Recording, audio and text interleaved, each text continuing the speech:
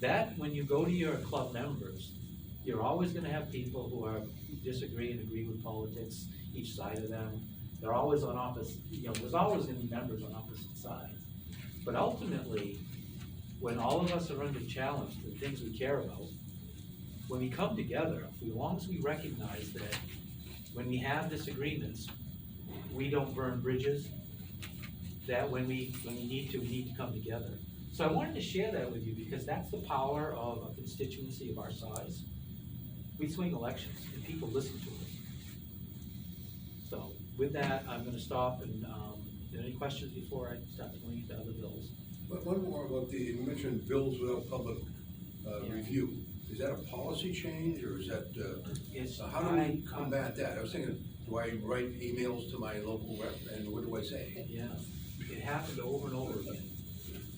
Because there were no public hearings and work sessions where I could come in and other people could come in, they just got, I think, lazy. They started putting bills in and then they suspended the rules so they wouldn't have to have public hearings. And then you wouldn't see the language of the bill until the day it was printed and up for public hearing. That's not a policy change. I think that's just plain lazy and maybe, well, I don't wanna call it sneakiness, but it's a lot easier, it's a lot easier to do your business when you don't have to deal with the pesky public.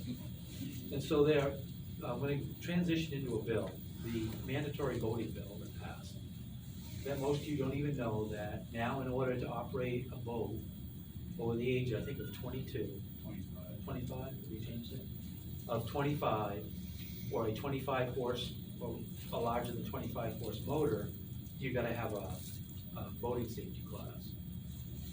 Now, I'm not gonna argue about the policy of education, because we promote education. What I object to is the way they ran the bill. It's exactly what I just described.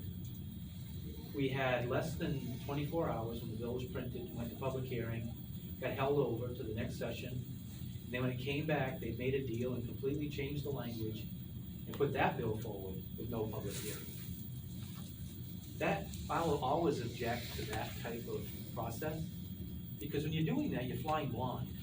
You don't know how people feel. So if I put Sam's name on that bill, and there was a huge public backlash from, say, you folks, I take ownership of somebody else's bad behavior. So I told the department, no way, we're gonna agree to put our name on that. We tried to get it held over till next year so that a real stakeholders group could be put together. But that didn't happen, so we're stuck with that bill now. There will be a stakeholders group put together. It's likely Vic will be on that group representing Sam.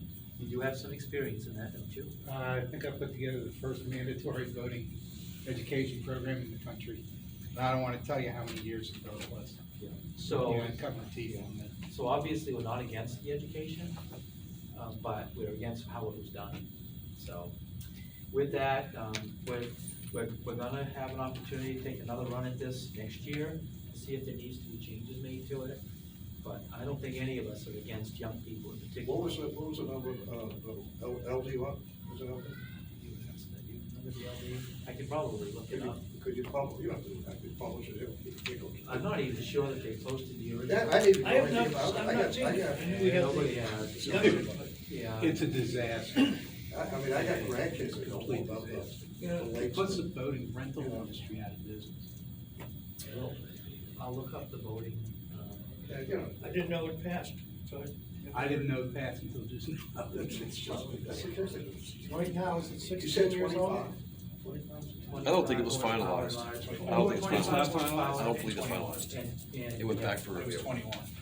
David, I don't believe it was finalized. I think it was back But for the Cape review and Drive, amendment. age 17. It's not on the committee yet? I think it's amazing. I think it went back it was tabled for public comment and to restructure the bill again. Well, yeah, When did they do that? Something that's pushing. Last session I was in, 'cause it seemed like it kept on getting kicked down and then modified, and when it was presented again, it looked quite a bit different than the previous version.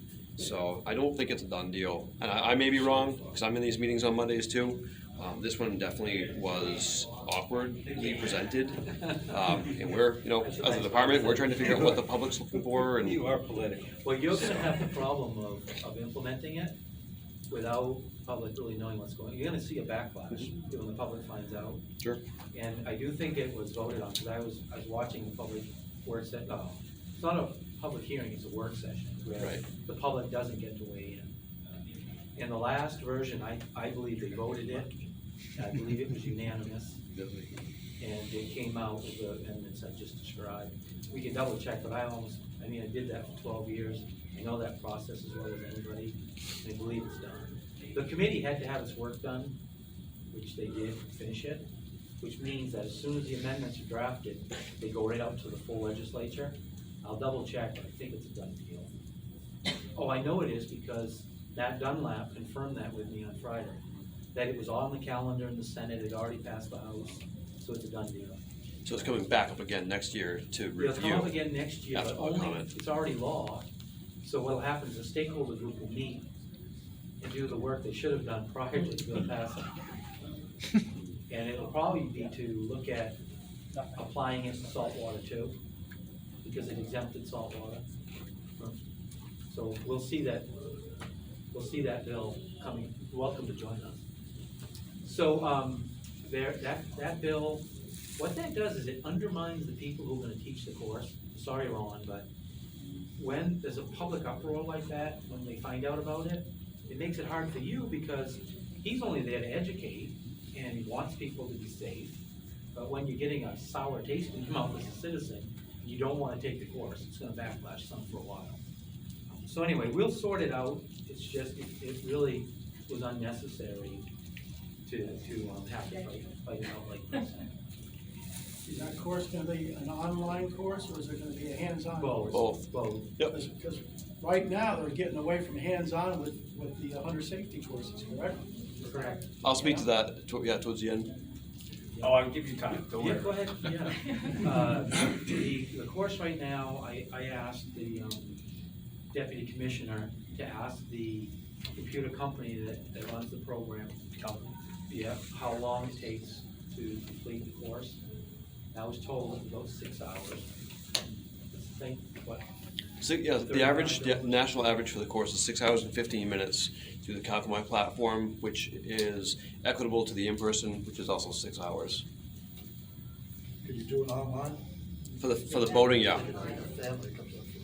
Yep, Is it also for trying to generate more money?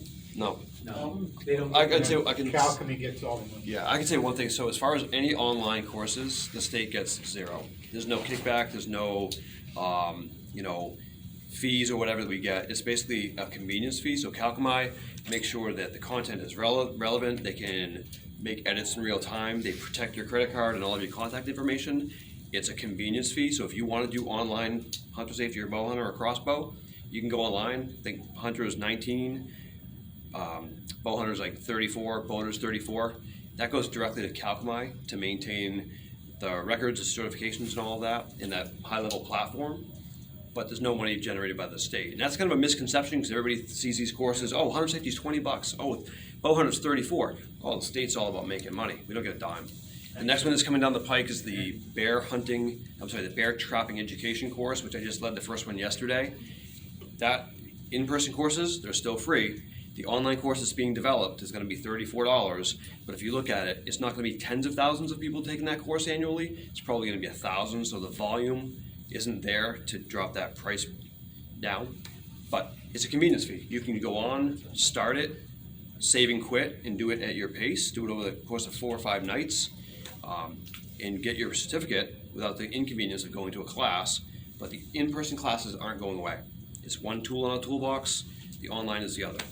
So It's actually hurting the state, because before, all those courses that we taught, they got Robert Pittman grant money for our hours that we donated to teach those classes. Well, now all those in-person classes that we're not teaching, guess what? that's not accurate, Sean. So if you look at Ron, the, Ron, if you look just at, like, would you like to join us up here? Because this is being recorded. Yep. And so if you want to grab a chair Sure. and join us up here. Yeah, maybe- I'll just stand. Join us, grab a chair, because there are probably people listening who'd like to know Sure. who's speaking. Yeah, absolutely.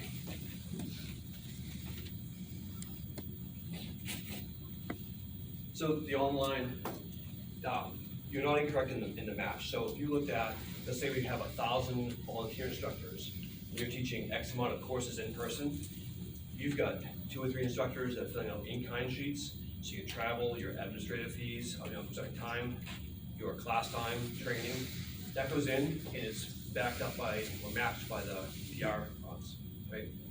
When the online came on board, I think 2 years ago, when I started, it was on available for 18 months. We knew that the match was gonna go down, because we're gonna be teaching less classes, but the volume of people getting those courses is actually shot through the roof. Last year alone, over 7,200 people took online hunter safety. That would be 253 full classes of 30 people in each class to teach. That's a really, really large number. So going into this, I've already spoken to Richard Zane through U.S. Fish and Wildlife as far as that match and what are other states doing, because this is national. This isn't Maine staying out here saying, oh, we're gonna do online hunter, a bow hunter, a crossbow, kind of in a vacuum. It's a national trend. It is no data to support that it's less safe. It is removing barriers, and it's not for everybody. So I'm not here to defend to say it's the best way. I went to an in-person class. In-person classes aren't going away. It's one tool we have in the toolbox. But if we're getting new folks involved through the online, then that's gonna benefit all of us. And the average age, the highest average age of the folks taking the courses is 25 to 35 years old. It's not the 15-year-old kid that has no skills, no mentor. 25 to 35, every single month when I get that demographic report, that's the spike way up here. We have to assume that those folks have some common sense as an adult. They've got some mentor, a cousin, relative, uncle, grandfather, grandmother that gave them some of those skills.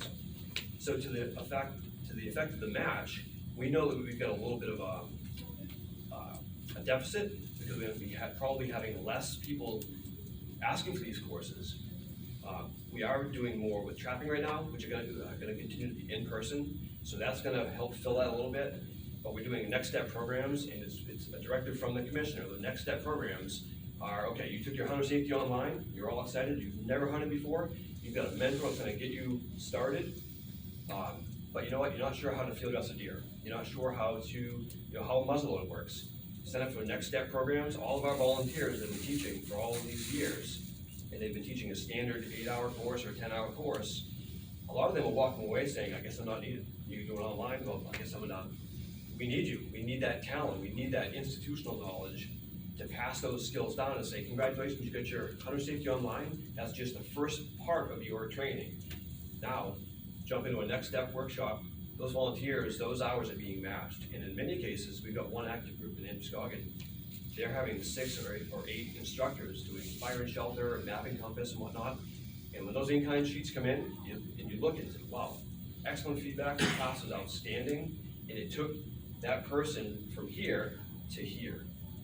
So we're gonna have to work hard because those programs are gonna take a little bit of time to develop, but it's not all going out the We're not window. really taking the online, you're doing Zoom, actual. So there's a couple different, there's 3 basic versions. So right now, if you look at our website, there's a whole battery of hunter safety, bow hunter, crossbow, trapping, ATV, in person. And they don't look all identical. Some of them, if you go in, it might be a 6-hour ATV course and it meets the standard. Some of them might be a 10-hour day and you're gonna spend 4 hours on a machine doing, flat ground work, some traverses, things like that. But depending on the venue and the skills of the volunteers and what they've got for resources. Let's say hunter safety. So if you're over 16, the online might work. Maybe you're a hunter, he's never hunted before. I'm sorry to keep picking on you, but you're an easy target. Trust me, you're good. So you're like, I'm curious about it. I got out of school, I got out of college, I got out of the military, and I really want to get into this. So you say, the online version works. I've been around it enough, and you go on at your pace. You print off your certificate, you're done. He takes you under his wing, and you. The other version is, hey, there's a in-person class at Penobscot County Conservation Association. I'm going to sign up for that. There'll be what's called the home study version. So you'll either meet with the coordinator in person for about a 2.5 to 3 hour intro. You'll get your workbook, you'll get your materials, and we'll cover a little bit of content in that first interaction. Then you leave, you go through your book, you do your workbook, you show up for your skills and exam day, and that's an 8-hour intensive day of hands-on skills, firearm handling, all that kind of stuff. At the end, you take your test, and you're done.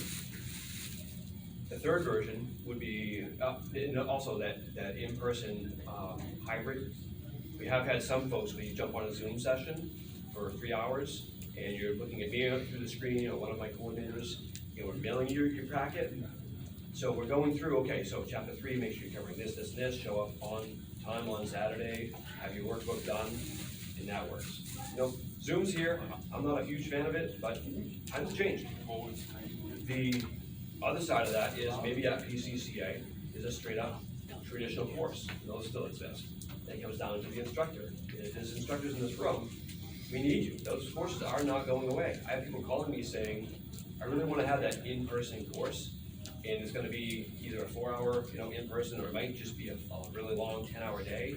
And you're going from beginning to end to meet that standard. So the way I'm framing it, there's 3 tools in the toolbox. Online might work for you. The in-person might work for you. The hybrid might work for you. Anybody under 16, they still need to do that skills exam day. So it's not a one-size-fits-all. And if you look at the numbers, I have a meeting with my coordinators every single month, and we look back at the last month, the month of December, when we traditionally don't run hunter safety courses because all of you are out as volunteers hunting. Maybe you haven't got your gear yet, you're out there in muzzleloader season, and I can't get you to teach a course. We had 1,200 people do hunter safety in December. The season's already closed. So it's a great opportunity as far as all of our R3 efforts and getting people connected, and then the learning doesn't stop. We have to continue to be putting more things out there. The facility with Sam and the outdoor, recreation area, education area, places like that, those are perfect venues for those next step programs. So I'm asking everybody in this room, and I can look around the demographics here. We all did probably in-person courses. My hunter safety was 4 nights, 4 hours in person, at a skating rink. And times are changing. Kids are learning online, adults are learning online. You can get a college degree and never step foot in a university. I'm not here to argue whether that's the right way or the wrong way. You can do your first aid CPR 100% online through Red Cross and do CPR chest compressions on your trackpad. It's different. Do I agree with that? I'm gonna have to understand. I have my opinions, but I need everybody in this room though is to really be able to talk the talk and walk the walk. If you have the ability to do an in-person course, please let us know. We'll get those courses set up. There's a need for it. But support the online, support the next steps after that. We need to be looking at this as an opportunity. And it's not gonna go back to the way it was 10, 15, 20 years ago. Sorry, it's just not. We don't have the amount of volunteers, people's lives have changed, they got busier. And I don't mean to sound defensive. When I came in, I wasn't super supportive because I didn't have enough experience with it. I dove into each module. I was like, you know what? It's really comprehensive. And if you taught a course, you're gonna cover most of the content, the way we taught you. And if you teach a course, you're gonna teach the same thing, but it's gonna be a little bit different. And then your course is gonna be a little bit different. And we've all been in those courses where somebody drones on, it gets into war stories, and next thing you know, you lightly covered this topic, or you lightly covered that topic. It's comprehensive. Everybody has to check the same boxes all the way through. You don't have that hands-on component, but there's other things that are built in. And the last thing I'm gonna land on is not only the safe firearms handling, that's the hot button, right? We want people to have that experience. There's 3 new modules we just put on there 3 weeks ago from the same provider through Calcomite called Firearms Fundamentals. And it's for that person that, maybe I don't have a mentor, maybe I don't have any real practical knowledge of firearms handling. There's a pistol, a shotgun, and a rifle. And I think it's about a 4-hour course. And it's very in-depth. Nomenclature, parts thereof, what to do, what not to do, carries, shooting positions, how to sight in a rifle, things that we don't even have the time to cover in a traditional course. And you're not getting a badge at the end of that. You're not getting you are getting a, basically a certification, but you're electing to do that. And most people that have good common sense, that's an awesome opportunity to do. Who will be giving those classes that you just talked about, the next step classes? Will that be done by the department? It's gonna be done by vetted volunteers that are following a course outline that we approve of, as well as our regional coordinators. So there's an opportunity right now So if somebody's been in the trenches and you've teaching hunter safety for 15, 20 years, and you're like, well, I guess I'm not needed, we do need you. And that was a misconception. I wanna call it what it is. COVID knocked everybody on their feet, off their feet. And my predecessor retired in May, was effectively retired as of April. And from April to October, it was this void. And everybody was standing there scratching their head going, what are we doing here? Jamie's trying to hold the phones and be like, yep, we don't have a supervisor yet, the coordinator's not sure what we're doing here, we're trying to figure it all out. There was a stopgap of about 2.5 years. If we didn't have the online opportunity, we would have lost a lot of participation. It would have been this big gap. So we're kind of fortunate we had that, but now it's time to get back to the table. We got work to do. We got face-to-face work to do that we can do in venues like this, venues like SAM and PCCA, and all of your clubs. I'd love to see an instructor in every one of your clubs certified to be able to teach all these disciplines and bring back that, so that people recognize there are in-person opportunities. If we have a gap and they're not available, you're gonna have to see these online courses through. Now, I got a question. Yep. So, if these online courses are the cat's ass, why are other states stopping this? Like Colorado just came out and said. Not every state's aligned. Most states are actually seeing this as an opportunity. Oh, I see it as an opportunity. I also see it as a liability, but that's a conversation we can have later. But I wanna know why other states, if this is the cat's ass, why the other states that all were for this are now saying, well, maybe we acted too fast, and going back to more traditional, have students come in and do the hands-on. Every state is totally different. We live in a country, we've got 50 different states with very different views. If we go Well, just when to the this south came of out, us. Ron, I was sitting on the advisory council at the time. The commissioner looked at me, raked my eye and said that New York's doing this. New York, at the first month of COVID, had 40,000 people take hunter safety. It's a great cat's ass. We all should be doing it. And now we're finding out other states are going back saying, well, maybe we acted a little too fast. How many states are doing that? Is that All a these trend or- online, Yeah. there's a few states now, they're starting to go back. I don't Is call it it a landslide or? No, it's not a landslide, but it's a few states are. I'm just curious because everybody reacted so fast, and I brought up the point saying, well, you know, hunter safety people did it for, this last few years ago, we had a great record, no deaths for like 8 years in a row. You go back before hunter safety came in the state of Maine, it was 30 to 50 deaths a year. So that was my concern. And they're like, well, New York's been doing this for these years, and they've only had 3 deaths. So then my question is, how many deaths are acceptable? And basically, I was told 3 deaths, not bad. I do wanna jump in here because there is something going on with COVID. People are craving an outdoor experience. When you're told you can't visit with your friends anymore, you can't go into school without having met, you have to do virtual schooling, people get stir crazy and they wanna get outside and do things. So there's been a spike in the amount of people interested in hunting, a very significant one, I think 9% increase a year for the last 2 years. Some of these individuals have never hunted in life. It can be parents, there's a whole generation that's been missed of people who were exposed to firearm use and hunting. So they're taking it up and they're new and they need guidance. And if they don't have an uncle, an aunt, or somebody experienced to mentor them, then really all they have is the online course.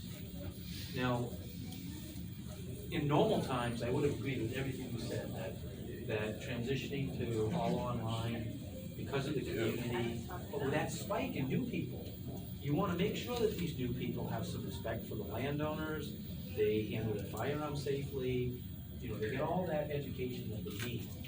And this is where, and I hope this doesn't degrade into an argument, because I don't want it to. It's just a respectful disagreement. If I'm gonna get a lawyer or a doctor to do work for my wife or me, I want them to have experience hands-on, not just online stuff. And I think that applies to pretty much everything, is that there's no replacement for experience. Having somebody show you, handle it and all that. We lost that argument. We gotta move on. I love the fact that you're going to the more hands-on, extra education. And I hope that the clubs will take advantage of that, because that's the void that the clubs will fill. You're gonna, as leaders in your community, as club members, you're gonna be doing what parents used to do, what uncles used to do for their kids. There are kids that come to my education center who've never touched a firearm, never hunted, maybe they've never even fished. And they'll say to me, I would love to go hunting. Do you know somebody who could help me? Their parents are like, I'm not taking you hunting, I want nothing to do with it. But they have the passion to do it, the interest, they just don't have a path to getting the education. So there's gonna be somewhere in the middle where they're gonna fall, with some hands-on stuff, some online education. I see this opportunity, and the one phrase that I've heard is, well, it's all online now. It's completely false, completely incorrect. It's not all online. If I was sitting here saying, oh, we don't need any volunteer instructors, so thank you for all of your time, and we're gonna wrap that up. It's not what we're saying at all. We need more in-person instructors than ever before, and it's up to me, it's up to the team of coordinators, and up to all of you to say, okay, by taking that responsibility, I'm stepping back up to the plate, and I'm gonna be offering in-person courses. Because if we're looking at access, it has to be available. It has to be available in Wallagrass, it has to be available in Calais, and all these little outliers. We've got a really large, small state. If I was here saying, well, appreciate all your time, it is all online now, it's not what I'm saying at all. And when I took this job, I made it really clear that if we're gonna be moving to a strictly online platform, I'm not the guy for you at all. I support it, and it took me a while to really understand it, but I also see that we've got lots of different ways of delivering that information, and it is not a one-size-fits-all. On a positive note, on the whole situation, Pittsburgh Sportsman's Club, you go hear from there? No, they're down. Downstairs. They, I was told by one of the members that they have a class going on, in-person class, the real deal, the whole enchilada. And they got 20 students in it this time of year. Yeah, we have one And that's- on hands-on That's good. in September. They're filling. Goes about 4 days, you know? Yeah, but they've got it going on right now with 20 students in it. Last November, I was at a class in Rockland to help out. There were 2 students in it. The 2 students lived in California, they were visiting, and they were waiting for next Monday to show up when they were gonna go bear hunting. So, it's, I have So, On a different note, the voter safety certificates, will they be accepting other state certificates the way Yes. hunter safety ones Yeah. are? 100% reciprocal. yeah, Okay. every state accepts every other state's. I got a, voter safety. on the hunter safety instructions. Yep. We're Cumberland County, we're the far. Right, you're with Steve Barr. northwest, Yep. you know. You send out a letter for instructor training for Cumberland, your county, so we have to travel 25, 30, 35, 40 miles. Yep. When there's a course 5 miles away in Norway, but that's Oxford County. Can't you do like, We're breaking down that county barrier. That was something that predated me. yeah, And just to really briefly, there was basically a regional coordinator in every single county, and a couple of them split. They had 2 counties. When I came in, I met with all of my coordinators. They didn't know me from a hole in the wall. I actually knew 2 of them. And I listened to them, to listen to how things were going, some of their praises and some of the things that were challenging. And what I recognized was there was a little bit of, that's your county and that's your county. You guys can interact to some degree, but you focus on Oxford County, you focus on Franklin County, or whatever it was, that's gone. It's regional. And we have a really unique state. It doesn't necessarily work if we start drawing lines in the sand. To give you a case in point, you got Jasmine Pomelo, who's in Lincoln Knox, and I had her in Oxford County helping to co-lead a traffic safety course with Mike Mayo in Oxford County, Cumberland County. We're removing those barriers. They're moving around the state as we need. I'm talking about the letter that you sent out for. For instructor trainings? You know, Yeah. No, we're not. when they have it 5 miles down the road, we don't know about it. Right. Because Right. we're And not. Have you sent out any Say it. letters for instructor training? What's that? Have you sent out any? No. Not lately, He no. just Okay, sent don't out- blame him. No, and there's a reason for He it. just sent out an introductory letter to us. Yeah, there's a reason for it. So far, there's been 3 letters that have gone out to everybody. And what I recognized, when I came in and talked to Jamie, my secretary, I said, okay, so let's get, I was in the office 4 days, and my first letter was drafted, ready to go to introduce myself. I asked Jamie, I said, all of the volunteer instructors their cards are all expired as of May 2021. She goes, yeah. She said, well, I was told that they're gonna be honored until 2023. I said, do they know that? No, nothing really went out.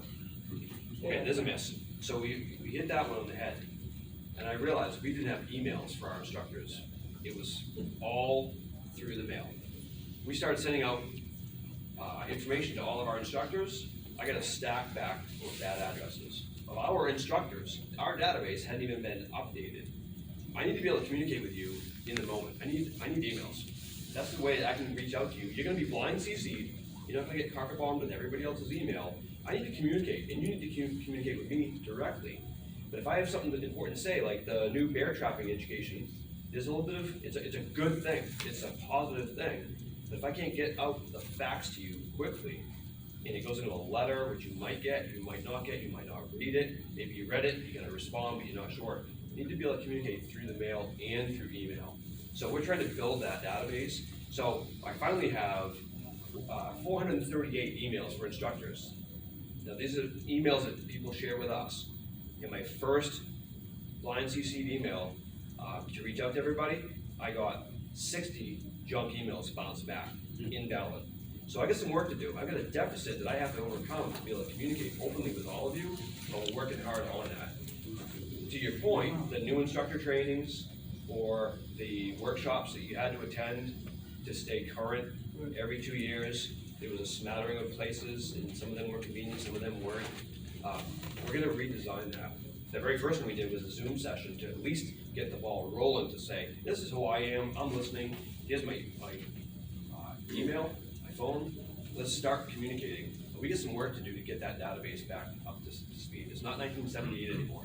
If I have to write a letter physically and send that in the mail and then wait for it to come back, even those trainings, you would get that in the mail in the spring and have to plan your calendar and check the box of which one you're gonna go to, and then mail it back, and then get that database in this, and then we show up with either awards or thank yous or whatnot, and we get there, and 6 people didn't show up. They were gonna be there, but when they check the box in March for the July course they're gonna be coming, come on, we gotta move forward. We gotta be able to communicate, and so the goal is more frequent communication and more spread out access to be able to have these kinds of conversations. Do you have, between you and Sam, I get Sam emails all the time. Yep. From Becky and stuff, but I don't think I get yours. I don't have your email. Do you Sam? It comes right down, and we really can't, sharing of information, there's definitely things, like if you give me your information as an instructor, your trust is in me, that you're signing up for something. I can't just say, oh, you know what, David could use that, and this person could use that. PCCA wants to increase their membership and say, yeah, you know what, I got a guy that hunts.